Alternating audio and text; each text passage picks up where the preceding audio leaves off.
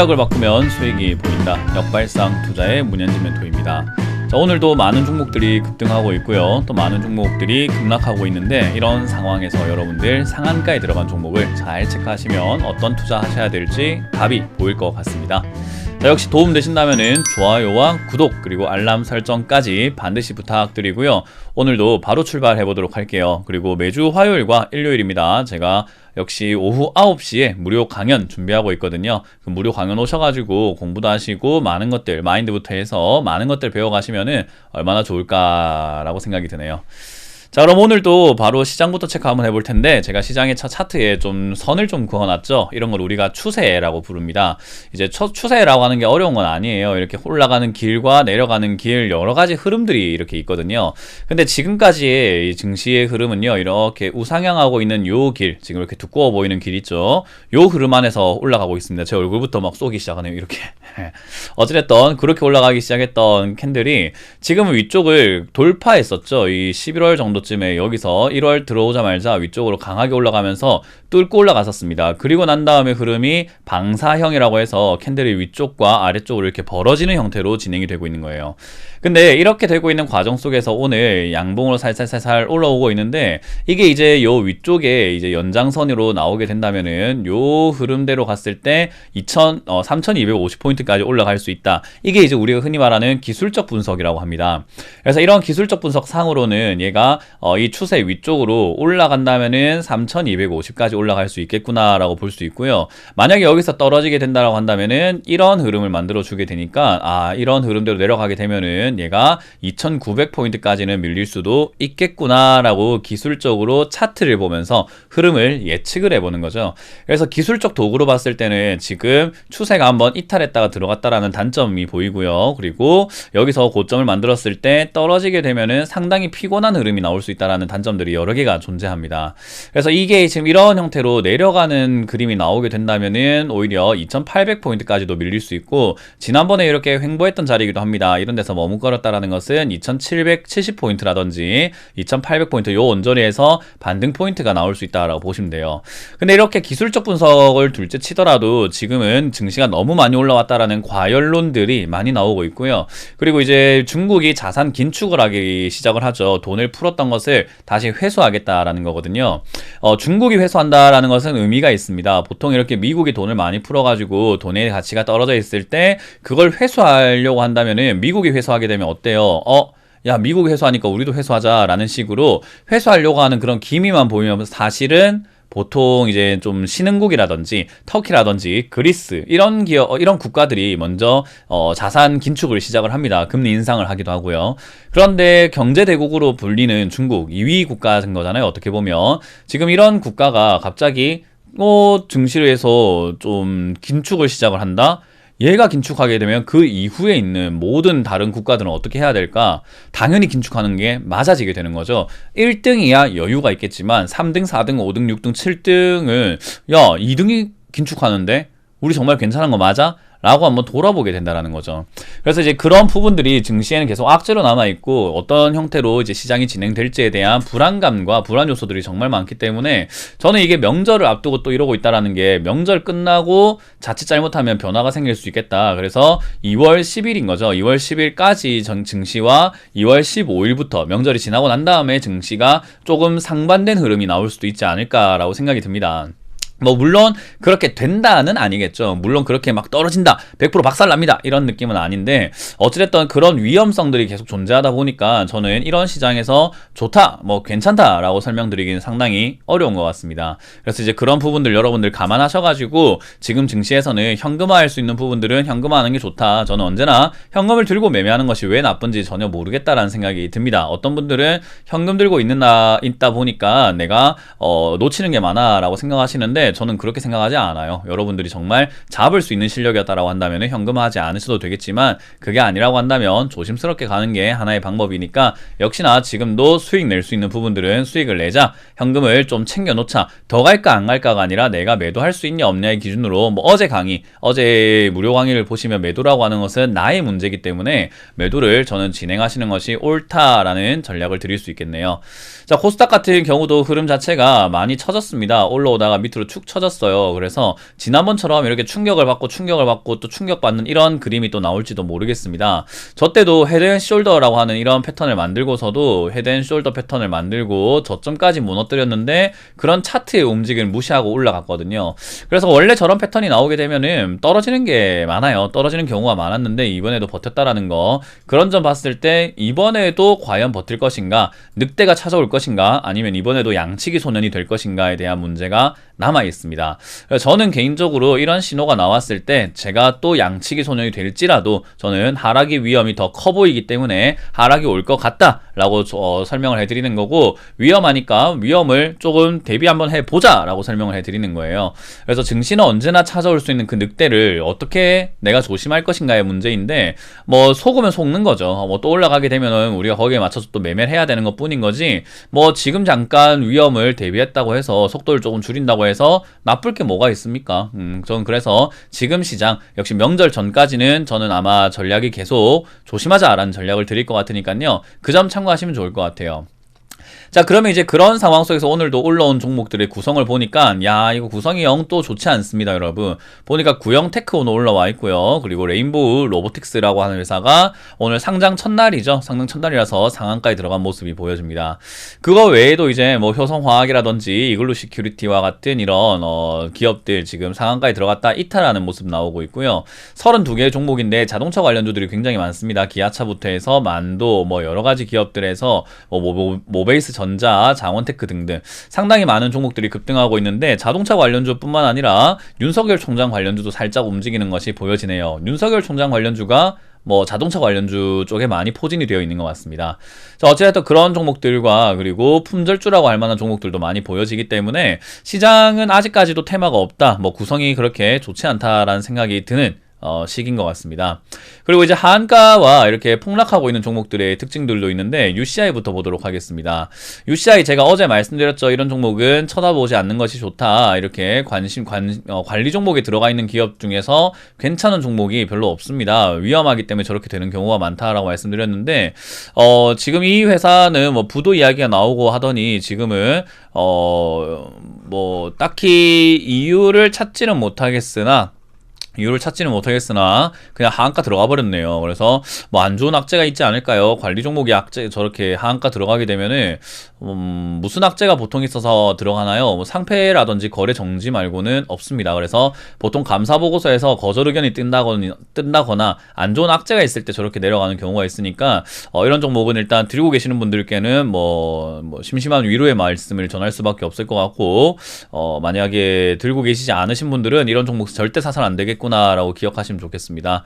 자, 그리고 이제 동방성기입니다. 동방성기 역시 관리 종목에 지정될 수 있다라는 이야기로 하한가가 들어갔는데, 왜 들어갔나? 역시 돈을 못 벌잖아요. 적자가 이렇게 4년 이상 지속이 되면은 관리 종목으로 들어갑니다. 그러면은 주가가 폭락하게 되죠. 그래서 제가 올 초부터 해서 작년 11월까지 여러분들께 계속 말씀드렸던 게, 재무제표를 보라, 실적이 좋지 않은 기업들 올 2월쯤에 감사 보고서 시즌에서 폭락하는 사태가 나타날 수 있다라고 말씀드렸던 게 이런 일들입니다. 그래서 이런 거 조심하셔야 되고요. 한올 바이오파마가 오늘도 이렇게 폭락을 했습니다. 얘는 떨어진 이유가 무엇일까 보면은 임상 중단을 한대요. 임상 실험이 잘 됐으면 좋았을 뻔했는데 뭐 중단한다고 하니까 한올 바이오파마, 그리고 한올 바이오파마 관련주들이 지금 급락하고 있는 것 같습니다.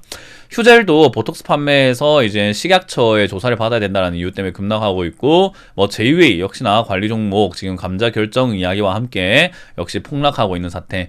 요즘에 이제 2월달 들어서 여러분들 조심하셔야 되는 건, 이매진 아시아처럼 상폐가 될 수 있다는 것과 정지당할 수 있다, 이렇게 갑자기 이상 급락하거나 이상 폭락하는 종목들이 많을 텐데, 여러분들이 혹시나 재무제표를 제대로 보지 않고 투자하시게 된다면은 이런 급락 여러분들이 당사자가 될 수도 있습니다. 그래서 여러분들 종목 꼼꼼히 체크해 보시면서 재무제표 확인해 보시는 거 추천드리도록 할게요. 자, 일단 오늘 상한가에 들어간 종목입니다. 구형테크입니다. 구형테크 현대차 관련주기도 하고 뭐 자동차 관련주기도 하죠. 오늘 자동차 부품주들이 굉장히 올라가고 있다 보니까 현대차 협력사로 지금은 구형테크가 올라가고 있네요.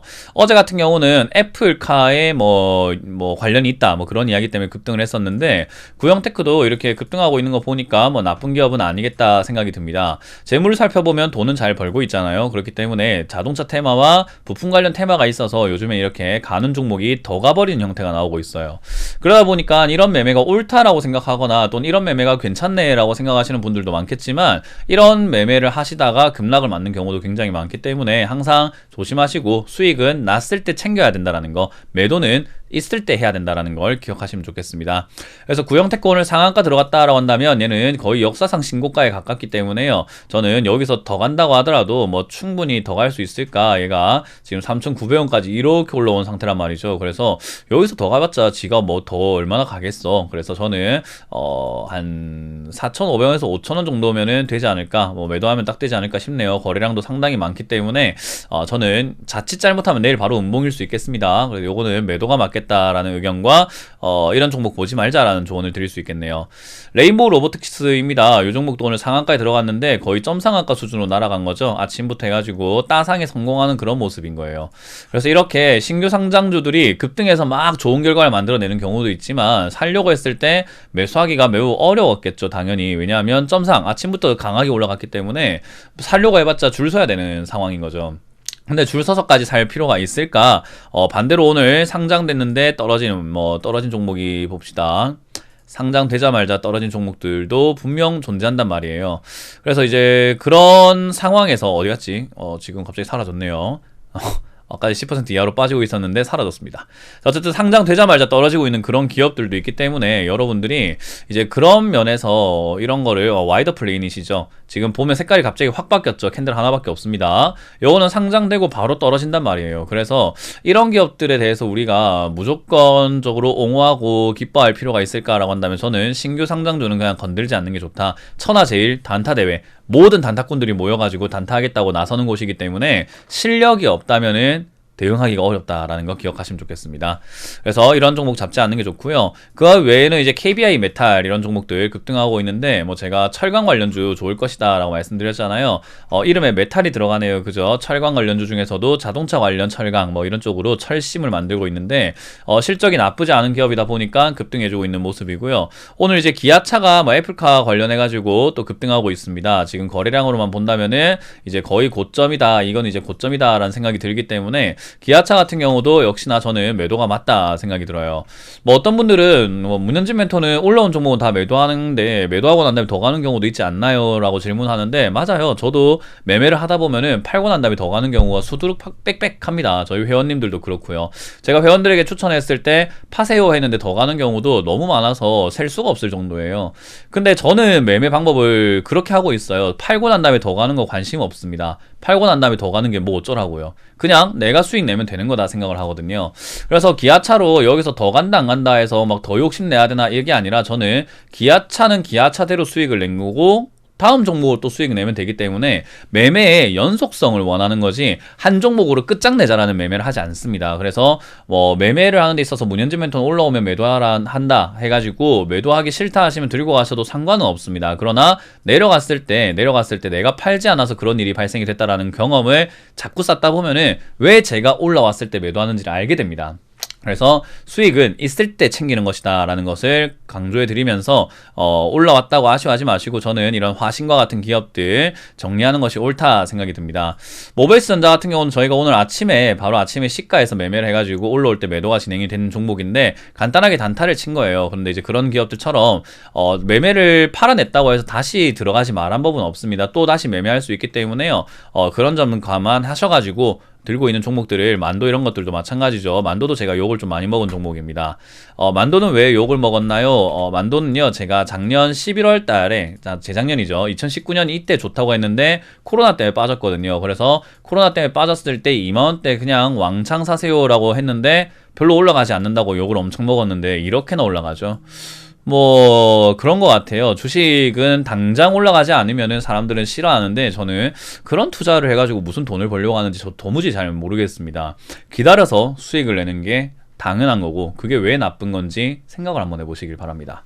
그래서 여러분들이 그걸 깨닫고 계시는 분들은 기다려서 수익을 낸다라는 관점을 알고 계시기 때문에 이렇게 올라온 종목들보다는 앞으로 올라갈 수 있는 종목에 더 관심이 많으실 텐데요. 저는 아직까지 역시 철강 관련주 다 올라가지 않았다 생각이 듭니다. 포스코 관련주도 아직까지 올라가지 않은 종목이 있다 생각이 들고 철강 관련주 아직까지 괜찮은 기업들이 있습니다. 철관 관련주도 그렇죠.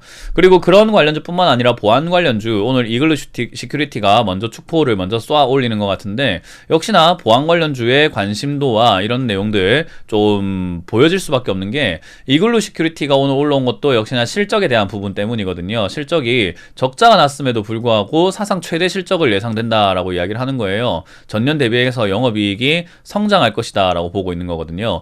그런데 적자가 났음에도 성장한다는 것은 4분기 실적이 굉장히 좋은가 보다 예상할 수 있죠. 근데 이 종목 말고도 시큐리티 관련주들이 질환지교도 있고요. 그리고 역시나 드림 시큐리티도 있겠죠. 근데 이런 기업들의 실적이요 굉장히 성장하고 있기 때문에 사실 올라갈 건 뻔할 뻔짠데 지금 당장 안 올라간다고 싫어하는 것 뿐인 거거든요. 지금 당장 안 올라가니까 올라갈 게 뻔한 뻔짜란 말이에요. 돈을 잘 버는 기업이 밑에 있을 이유가 뭐가 있어요. 올라가야죠.